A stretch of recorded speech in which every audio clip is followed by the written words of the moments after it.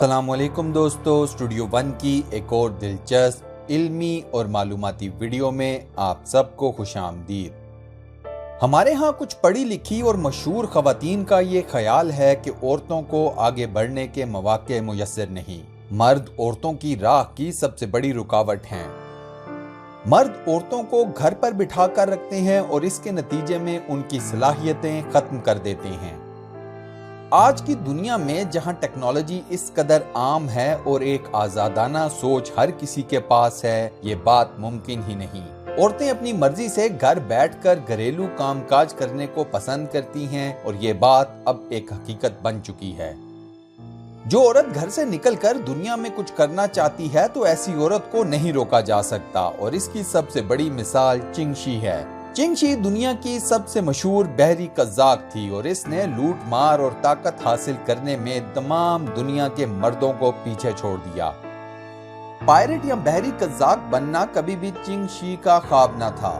زندگی اور حالات نے اسے بحری قزاق بنا دیا اور پھر اس کے بعد وہ دنیا کی سب سے بڑی اور مشہور ترین بحری قزاق بنی۔ کچھ تاریخ نویسوں نے چنگ شی کو تاریخ کا سب سے بڑا اور طاقتور ترین بحری قزاق بھی لکھا ہے۔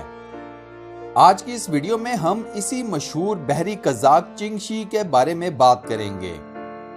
ویڈیو میں آگے بڑھنے سے پہلے میں آپ سب دوستوں سے یہ گزارش کرتا ہوں کہ اگر آپ نے ابھی تک ہمارے اس چینل کو سبسکرائب نہیں کیا تو برائے مہربانی سبسکرائب کے بٹن پر کلک کر دیں اور ساتھ بنے بیل کے آئیکن کو بھی پریس کر دیں۔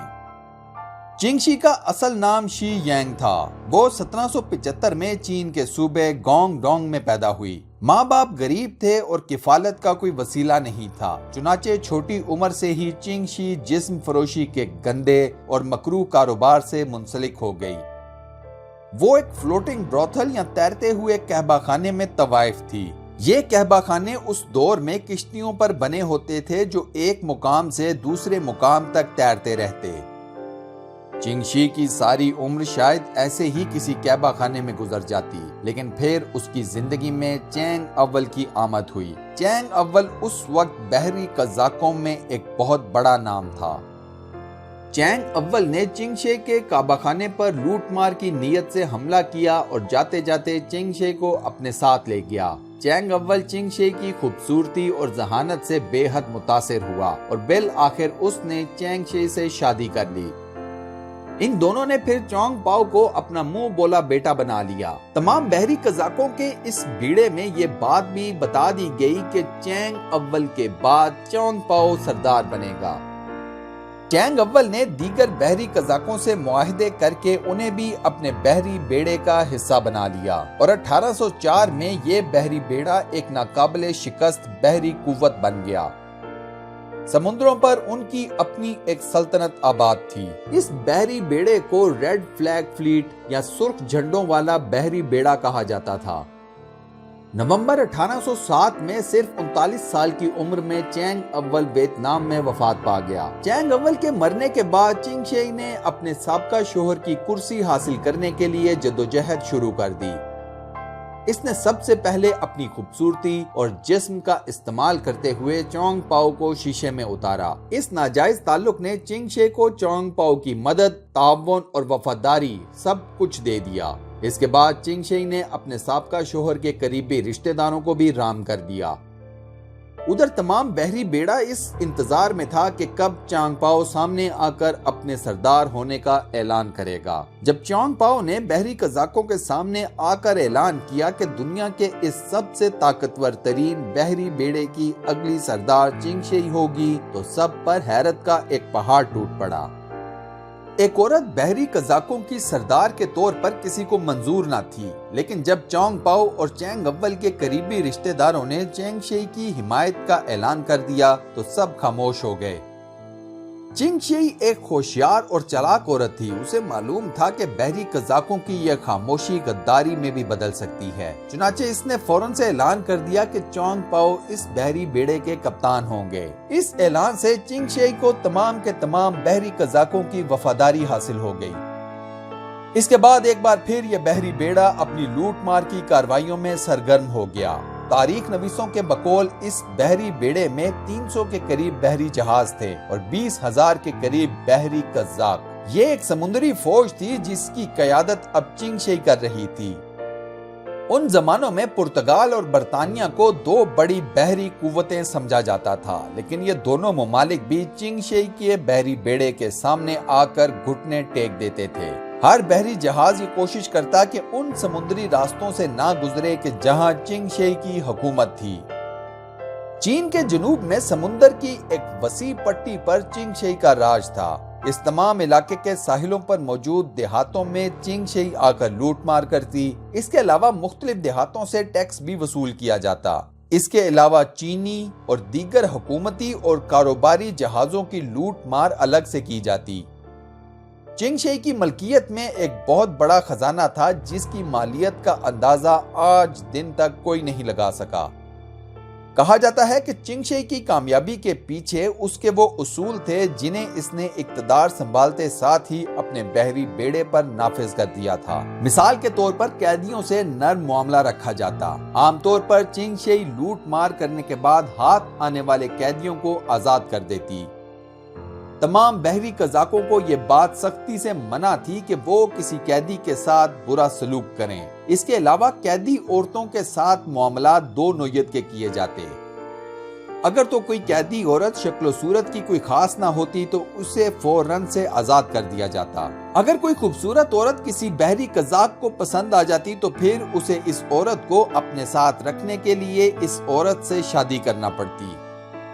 کسی بحری قزاق کو کسی قیدی عورت کے ساتھ کسی بھی قسم کی زبردستی کرنے کا کوئی حق حاصل نہ تھا۔ جو بحری قزاق ایسا کوئی کام کرتا تو اس کی فوراً سے گردن اتار دی جاتی۔ لوٹ مار کی دولت کو آپس میں برابر تقسیم کیا جاتا۔ جو دیہات چنگ شئی کو ٹیکس ادا کرتے تھے ان کی حفاظت کی جاتی تھی۔ کسی دیہاتی کے ساتھ کوئی زور زبردستی کی جاتی تو اس کی سزا بھی موت تھی۔ حکم دینے اور کسی قانون میں ترمیم کرنے کا اختیار صرف چنگ شئی کو تھا اور کسی کو نہیں۔ کچھ تاریخ نویسوں کے بقول چنگ شئی کے اس مشہور زمانہ آئین کو ترتیب دینے والا چانگ پاؤ تھا۔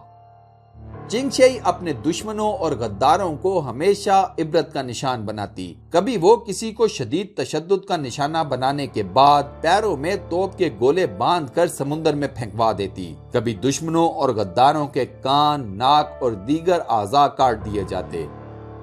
چنگ شئی چونکہ اصولوں کی پکی تھی چنانچہ سب اس کی ہاں میں ہاں ملاتے۔ چنگ شئی اور اس کے بحری بیڑے کی لوٹ مار کا سلسلہ کافی سالوں تک چلتا رہا۔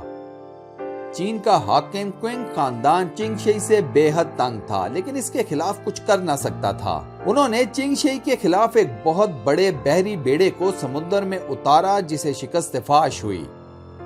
1809 میں پرتگالی حکومت نے ایک بے حد بڑا اور جدید بحری بیڑا چنگ شئی کو شکست دینے کے لیے تیار کیا اور اسی بحری بیڑے نے بالآخر چنگ شئی کو شکست دے ہی ڈالی۔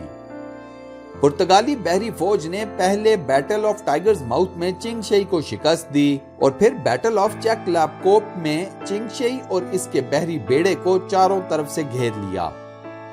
اس موقع پر کوئنگ خاندان نے چنگ شئی اور اس کے تمام بحری بیڑے کے نام عام معافی کا اعلان کر دیا۔ چنگ شئی اور اس کے بحری بیڑے نے اس عام معافی کو قبول کر لیا کیونکہ ایک تو جان بخشی جا رہی تھی اور دوسرا ہر کسی کا خزانہ اسی کے پاس رہنے کا معاملہ بھی تھا۔ چنگ شئی اور چانگ پاؤ خاموشی کے ساتھ گونگ ڈونگ کے صوبے میں رہنے لگ گئے۔ ان دونوں نے ایک دوسرے سے شادی بھی کر لی۔ گونگ ڈونگ صوبے کے گورنر نے چانگ پاؤ کو اپنی بحری فوج کا کپتان بنا دیا۔ 1822 میں چانگ پاؤ کی وفات کے بعد چنگ شئی مکاؤ منتقل ہو گئی۔ وہاں اس نے ایک جوا خانہ اور قہبہ خانہ کھول لیا۔ اس کے علاوہ اس نے نمک کے کاروبار میں بھی سرمایہ کاری کی۔ چین کی بحری فوج کے عہدیدار ایک عرصے تک چنگ شئی سے سمندری جنگوں سے متعلق مشورے لیتے رہے۔ پہلی اوپیم وار میں چنگ شئی ایک ملٹری ایڈوائزر رہی۔ یہ جنگ چین اور برطانیہ کے درمیان ہوئی۔ 1844 میں چنگ شئی نے مکاؤ میں اپنا آخری سانس لیا۔ اس وقت اس کی عمر 69 سال تھی۔ اس کے ساتھ ہی دوستو آج کی ویڈیو یہاں اختتام پذیر ہوتی ہے۔ امید کرتا ہوں آپ کو ویڈیو پسند آئی ہوگی۔ ویڈیو کو لائک اور اپنے واٹس ایپ، فیس بک، ٹویٹر اور دیگر سوشل میڈیا اکاؤنٹس پر شیئر کرنا مت بھولیے گا۔ جزاک اللہ۔ اللہ حافظ۔